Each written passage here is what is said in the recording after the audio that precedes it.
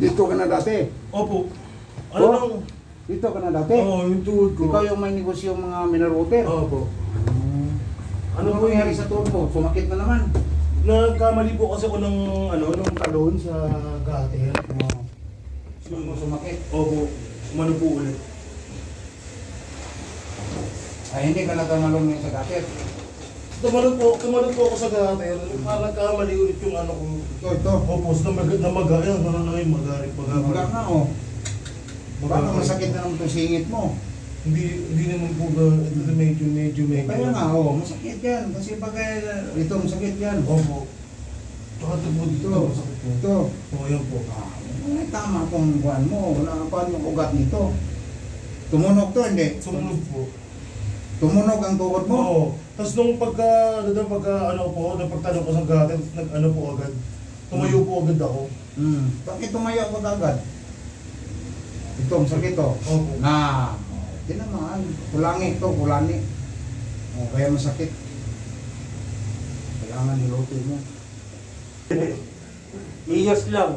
Parang alagad lang siya dun sa... Yung mga... No, may pahit-pahit ka doon. Ito, hindi... Hirap. Yung kasama ko sa uli, ganito rin. 130 kilo yun eh. Sidekick ko. Ano gano'n? Laki noon. Rinig mo? Anong kagal eh? Bindusa. Hindi, ganyan na talaga. Wala nung bata, baby. Alam mo ba ng baby yan? 3 gatas yan. Yung 9 ons. Laki ng gastos mo. Bakit tayo yan? Probil pa yung mga yan. Yung araw. Malaking kita mo. Dati kasi diagnostic ako eh. Malaking kita doon eh. Di naman. Warehouse man lang tayo. Sige. Magkano kayo tuwing ko?